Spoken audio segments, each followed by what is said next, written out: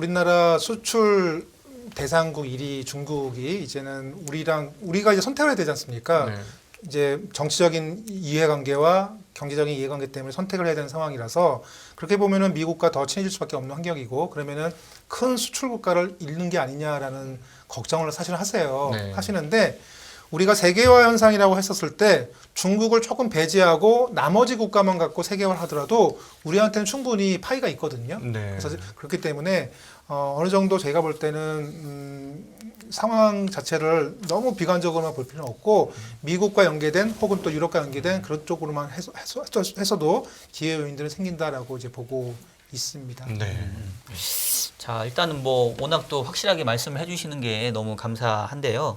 일단은 시장 전망까지 들어보고 네, 제가 네. 중간에 조금 리스크 요인을 좀 여쭤보고 싶은 게 있는데 요거는 전망이 나오고 이제 그거에 네, 대해서 네. 좀 여쭤보는 게 좋을 것 같아요. 그래서 내년도 시장 흐름 짚어주시면서 제목을 가져오신 게 두 번의 변곡점에 주목하라라고 말씀해 주셨는데 그 내용 한번 조금 설명을 해주시죠. 저희 주식 담당 헤드분의 타이틀이 1+1은 3이다라고 얘기해요. 그러니까 변곡점을 잘 잡으면은 3번의 기회가 생긴다라고 보는 네. 거고 지금 시작한 첫 번째 반등 잘 유지하시고 내년도 설 전후로 해서 시장이 한번 이제 한 3개월짜리 하락이 나올 겁니다. 그 하락을 잘 피해 가시고 그 다음에 내년도 하반기의 상승을 또 잘 이용하시면은 3번의 이제 기회가 있다라고 해서 1+1은 3이라고 얘기를 하셨는데요. 여기 화면을 보시면은 우리나라 코스피가 연초 이후에 작년부터죠. 사실은 작년부터 계속적으로 이 하락 채널의 상단을 뚫으려는 시도를 몇 번씩 했는데 결국은 네. 못 뚫었고 결국은 충분히 하락한 다음에야 기술적인 반등이 네. 지금 나오고 있는 거죠. 이번에 뚫었죠. 네, 뚫긴 했는데 아직은 추세 전환에 대한 확신은 없는 건데요. 이번에 상승의 배경은 앞서 말씀드렸지만 조만간 기준금리 인상세가 끝난다. 네. 그 이제 우려감이 좀 제거되면서 나타나는 현상들인데 근본적인 고민은 기준금리 인상 끝나지만 경기는 괜찮겠냐? 네. 이제 이 고민을 하게 되는 거거든요. 그래서 내년도 뭐 이제 추석 설 지난 다음에요. 한 3, 4, 5월 경에 경기 둔화에 대한 우려를 반영하면서 주식시장이 다시 하락을 할 것 같고 그 다음에 그 경기 둔화도 주식시장이 어느 정도 반영한 다음에 그때 본격적인 상승이 나올 거다라고 보고 있는데 이건 내심 개인적인 생각입니다. 저희 NH투자증권의 하우스비는 아닌데요. 2024년도 주식시장이 좀 좋을 것 같아요. 다소 거품이 길 것 같아요. 24년도에. 네, 왜 그렇게 생각하냐면요. 2020년도에 전 세계적으로 팬데믹이 불었을 때 왜 미국은 이렇게 돈을 많이 풀었을까? 그래서 아까 말씀드렸듯이 인플레이션이 발생하지 않았다라는 그런 확신도 있었는데 그 당시가 미국 대선이 있었거든요. 예, 뭐 트럼프 대통령 후보와 바이든 후보가 대선을 위해서 막 달리는 구간이 2020년도 아니었겠습니까? 이러다 보니까 정치인들이 경기 회복에 되게 목말라 있었어요. 그러다 보니까 그거를 돈을 많이 푸는 것을 억제할 수 있는 하면 안 된다라고 말할 수 있는 사람이 없었거든요. 예. 2024년도에 또 대통령 선거가 있거든요. 네. 만약에 미국 경기가 부진할 경우에는요, 또 경기 부양에 대한 얘기들이 정치권에서 나올 가능성이 높고, 그 얘기는 실제 펀더멘탈보다 주식시장이 조금 더 거품이 커지는 국면들이 2024년까지 나타날 가능성이 있지 않나. 어쩌면은 그게 향후 몇 년 동안에 가장 마지막 피날레가 아닐까라는 생각을 하고 있고 그 이후에 또 후유증이 나올 거다라고 이제 보고 있는 거예요. 그래서 내년도 그림을 이렇게 이제 변곡점을 잘 활용하는 상반기는 어찌 보면 좀 그냥 박스권 장세라고 이제 보시고요. 너무 고점에서는 진입하지 마시고 좀 하락할 다음에 진입하시고 그리고 큰 그림상 2024년까지 내다보시고 투자하시는 게 어떻겠나 이렇게 네. 생각을 드리고 있고요. 자, 이 말씀을 드리면은 경기 둔화 때문에 주식시장이 불과 한 3개월만 조정을 받겠냐? 이런 질문을 또 하세요. 네. 보통은 6, 7개월, 1년 정도 조정을 그렇죠. 받아야지라고 말씀하시는 투자자분들 계시는데 그래서 제가 장표를 좀 준비해 왔습니다. 왼쪽에 있는 막대 그래프가요. 우리가 예상하지 못했던 경기 침체를 맞이하기 직전이에요. 6개월 전, 3개월 전, 1개월 전. 우리가 예상하지 못했던 경기 침체를 맞이할 때 주식시장은 오히려 상승하고 있었어요. 예. 반면에 오른쪽 보시면은요. 경기 침체 온다라고 했었을 때 주식시장은 6개월 전, 3개월 전 보면요. 주식시장이 미리 조정을 받아요. 네. 이게 무슨 말씀인가 하면은 과거에 예상하지 못했던 경기 침체는 실제로 다른 변수, 다른 시스템적인 위기에 의해서 나타났던 경우가 많았기 때문에 네. 한 방에 맞고 그 후유증이 오래 가는데 내년도에 경기 침체 온다라는 얘기를 많은 전문가들이 하잖아요. 지금 이미 가격에 반영되고 있다는 겁니다. 네. 그렇기 때문에 그게 그렇게 시장에 큰 폭으로 충격을 주지는 않는다. 일종의 예방 주사를 지금 네. 미리 맞고 있다라는 해석이 되는 거죠. 제가 보기에는 한 90% 막말로 하면 개나 소나 다 지금 침체를 얘기하고 있는 상황이 아닌가. 제가 평생 20년 근무해 보면서 이렇게 많은 사람이 침체를 동일하게 얘기하는 건 처음 봤어요. 어떻게 보십니까? 그런 경우에는 침체는 이미 주가에 반영되고 있다라고 보고 있는 거죠. 네. 그렇기 예. 때문에 주가가 위가 조금은 올라가는 속도는 그 걱정 때문에 멈추고 있는데 크게 하락하지는 않는 경우가 훨씬 많았다라는 거죠. 네. 과거의 경험에 의하면요. 저희가 말씀드렸지 않습니까? 미래는 못 맞춰도 과거 분석은 잘하는데 과거에는 이랬다는 겁니다. 지금. 네. 네, 말씀 주신 김에 뭐 내년도 약간 좋은 유망한 섹터까지는 말씀을 주실 수 있으실 것 같은데. 네, 그 애널리스트들하고 한 달 가까이를 1대1로 계속 미팅했어요. 왜냐하면 주식시장이 하락하거나 종목이 하락하게 되면은 애널리스트도 자신감을 잃거든요. 그러면은 이 포트폴리오를 짜는 애널리스트 그 담당자 입장에서는 애널리스트가 말하는 행간의 의미를 찾으려고 노력을 해요. 네. 항상 좋게 부르는 애널리스트도 있고 항상 부정적으로 얘기하는 애널리스트도 있거든요. 그래서 저희가 고른 카테고리가 세 가지인데 경기 턴어라운드를 좀 반영할 수 있는 업종 결국은 반도체다. 네. 그래서 삼성전자를 추천을 드리고 네. 조선업종 같은 경우들은 지금 나오는 수주들은 이제 인플레이션이 반영된 비싼 가격으로 수주를 받고 있기 때문에 조선주들도 좋다라고 이제 보고 있고요. 그래서 삼성전자나 대우조선 해양 같은 경우들도 추천을 드리는 거고요. 그리고 올해 가장 주가가 부진했던 인터넷 플랫폼, 뭐 카카오 이런 종목군들 이젠 가격이 쌓였다라고 봅니다. 저는 개인적으로 네이버가 더 매력적인 것 같은데 안정적이라고 보는데 저희 인터넷 포털 담당자는 카카오 주식을 추천을 하고요. 그리고 바이오 담당 애널리스트들도 이제는 바이오 중에서도 우량한 회사들은 관심 있게 볼 필요 있다. 그래서 셀트리온 이런 주식을 추천하고 있고요.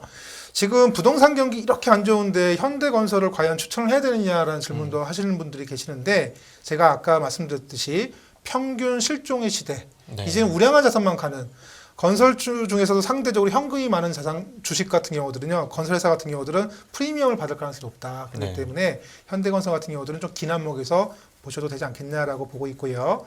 구조적인 변화라고 말씀드린 건요. 경기와 무관하게 앞으로 한 4, 5년 정도 내다보시고 뭐 수소 관련 에너지라든가 풍력 관련된 뭐 종목이라든가 SBB테크는 베어링을 만드는 회사인데요. 로봇 비즈니스들. 네. 요즘에 식당에 이렇게 카트 다니시는 거 네. 보이시지 않습니까? 네, 네. 그게 한 달에 한 70만 원 정도 렌트비 되면 이제 쓰시는 것 같은데 인건비들이 올라가다 보니까 이제는 그런 식으로 물류 자동화가 이제 현 삶에 들어오고 있거든요. 그래서 로봇 관련된 종목군들도 길게 내다보시면은 투자할 만한 가치가 있기 때문에 여기 구조적 변화는 좀 장기 투자 관점이고요. 그리고 산업 사이클의 변화와 이번에 인플레이션과 경기 사이클의 변화는 내년도 타겟 종목입니다.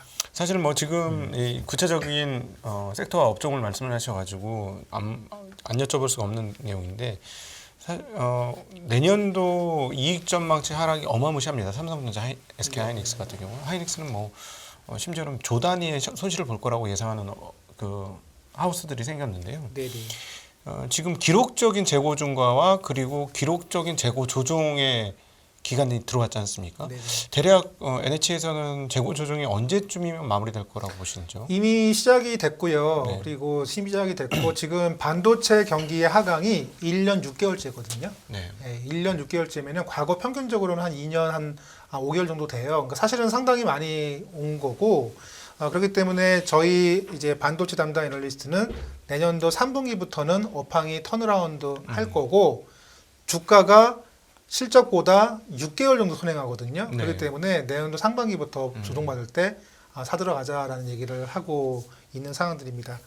참고로 우리나라 기업 그 순이익 상장 기업들 이제 순이익을 보면요, 작년 같은 경우에 190조가 나왔어요. 예. 제가 숫자가 조금 틀릴 수도 있는데 190조 정도 나왔고 올해는 155조, 네. 내년도에는 한 153조 정도 보고 있거든요. 근데 과거 한 20년 동안 보면은 이 레벨 자체가 150조 원대도 상당히 높은 거예요. 그렇기 네. 때문에 경기가 어느 정도 턴어라운드만 하게 되면은 실적 자체는 주식시장이 상승하는데 큰 부담은 안 될 거다라고 보고 있습니다. 네. 예, 아유 역시 또 차분하게 말씀을 주셨는데 예, 사실 저희 방송이 또 우리 나오신 패널분의 또 주장과 전망을 좀 더 명확하기 위해서 이제 저희가 또 질문을 좀 드리거든요. 그래서 네네. 어려운 질문은 좀 안 해주시면 아니 뭐 어려운 질문 아니고, 그러니까 이제 사실 이제 제가 오늘 쭉 말씀 들어보니까 내년도 경기는 좀 안 좋게 보셨단 말이에요. 근데 그러다 보니까 그래서 물가도 좀 꺾이고 그래서 더 이상 금리 안 올리니까 달러가 좀 약세 가고 원화 좀 강세로 가니까 그동안 경기 둔화를 선반영한 주식은 뭐 잠깐 상반기 안 좋을 수 있지만 결국은 하반기에는 다시 간다. 이제 이렇게 조금 어떻게 보면은 낙관적인 전망을 좀 주셨는데, 이제 저도 사실 요즘 어차피 저도 이제 운용을 하는 사람이니까 내년도 그 운용 전략 짜면서 제일 고민이 많이 되는 게, 아까 제가 질문 드렸던 것 중에 미국의 금리 인상에 대한 속도 부분은 시장이 좀 다 반영된 것 같다. 근데 아까 얘기했던 것처럼 높이, 얼마나 높이 갈 거냐, 그 다음에 그것보다 더 중요한 기간. 근데 지금 NH도 기본 전망은 미국이 5% 기준금리가 내년 말까지 좀 유지된다고 지금 보고 계시는 거잖아요. 그러면은 과연 이 미국의 금리가 5%라는 거는 글로벌 금리의 기준이 되기 때문에 미국의 기준금리 5%면 다른 나라는 뭐 떨어진다 하더라도 아까 얘기했던 앵커링 효과 때문에 많이 못 갈 거거든요. 그러면 이른바 우리가 이 가랑비에 옷 젖듯이 지금이야 고금리 하지만 아직은 뭐 부담할 만하지만 이게 기간이 늘어지면 지금 내년도에 아까 화두 중에 짚어주신 게 성장 충격하고 신용 충격이셨단 말이에요. 근데 신용 충격이 과연 발생하지 않겠냐, 요 부분에 대한 거 하나 하고, 두 번째가 이제 환율하고 또 연관이 되는데, 지금 아까 그 우리 안기태 아마 이코노미스트가 환율을 1,150원까지 찍은 걸로 제가 이제 추정이 되는데, 그죠? 근데 이제 우리가 경제학에 보게 되면은 그 3원 불가론이라는 게 있잖아요. 임파서블 트리니티래 가지고 독자적인 통화 정책과 뭐 자본의 자유화와 외환 시장의 안정성 세 가지는 동시에 달성할 수 없다. 이제 이렇게 얘기를 한단 말이에요. 그럼 우리나라는 지금 자본이 자유화된 나라고 외환 시장의 안정성도 중요한데 통화 정책을 미국은 5% 유지하는데 우리는 내릴 수도 있다. 결국은 독자적인 통화 정책을 쓰겠다는 건데, 그러면 금리도 내리는데 외환 시장도 원화가 강세로 가고 이 두 가지, 어떻게 보면 세 가지가 다 달성되는 이 경기가 교과서적으로는 이룰 수 없는 없어요. 건데 이제 그런 전망을 너무 좀 편안하게 해주시니까 조금 이제 그 부분에 대해서는 좀 걱정이 되거든요. 신용 충격은 국내뿐만 아니라 전 세계적으로 초점을 둘 필요가 있는 것 같고요. 그것도 한번 계산을 해봤어요. 그래서 전 세계 경제 규모 대비 전 세계 이자 비용이 평균적으로 얼마인가 7.8% 정도 되거든요. 그래서 7.8% 정도면은 2008년도 금융위 당시 수준하고 거의 레벨이 비슷해요. 그러니까 그렇게 되면은 많은 가게라든가 기업이라든가 국가가 파산할 수 있는 환경들인데 아직은 안 나오고 있거든요. 그런 것들이 뭐 올해만 하더라도 뭐 스리랑카인가요? 일부 국가에는 안 나오고 있잖아요. 그래서 이게 국가 차원에서 보면은 왜 신흥 국가들이 이 고금리에도 망하는 나라가 없지라고 이제 이 요인을 설명을 해보면은 그 많은 신흥 국가의 그 대출을 해준 나라가 중국 국영은행이거든요. 국영은행이 롤오버를 계속 해주고 있는 거예요. 그래서 만약에 내년도에 신흥국이 문제가 되는 경우는 중국 내에서 부동산 부실화가 심화가 돼서 중국의 국영은행이 해외에 대출했던 돈을 회수해야 되는 상황이 발생하면은 이거는 이머징에서 우리 마치 1997년도처럼 외환위기가 나올 수 있는 상황이다라고 볼 수가 첫 번째 있겠고, 그리고 두 번째로는 이게 지금 가게나 기업으로 딱 보면요, 많은 준비를 일단은 한 기업들이 많아요. 그리고 아마 그 밑에 있는 조금 재무 구조가 어려운 그 기업이라든가 가게들은 지금 숨가쁘게 돈을 구하기 위해서 다니실 겁니다. 그렇기 때문에 내년도에는 기업마다 가게마다 이제 편차가 좀 심화될 가능성이 높아요. 그래서 종목 선정하실 때 상대적으로 우량한 종목을 선택하시라는 거고, 이게 전반적인 사회 경제 전반적인 시스템 위기까지는 내년까지는 안 갈 거다라고 이제 저희는 보고 있고, 그리고 내년도 하반기라든가 원화 강세라든가 뭐 주식시장 상승을 보고 있는 이유는 내년도 하반기가 되면은 시장은 2024년도를 바라볼 거거든요.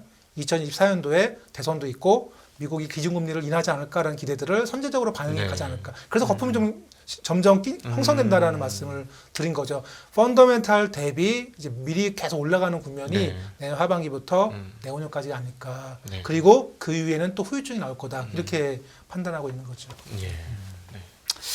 알겠습니다. 어쨌든 뭐 어려운 시장에 또 이렇게 하나의 또 뭔가 가이드를 주시니까 빛을 좀 보게 된 것 같은 느낌. 어떻게 길을 가야 되겠다 하는 생각을 하게 하는 그런 시간이었던 것 같습니다. 선생님 내년에는 조금 중간에 한번 나오셔야 될 것 같은데.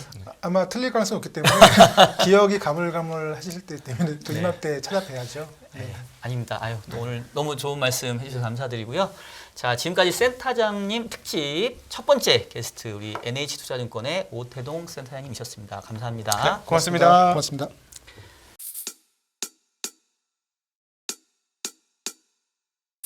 지금은 현명한 지혜가 필요한 시점입니다. 딱 10분만 투자하세요.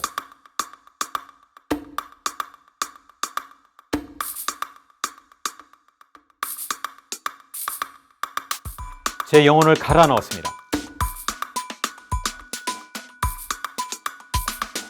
다음이 뭔지 궁금하지 않으세요? 이제는 더 이상 늦출 수가 없습니다.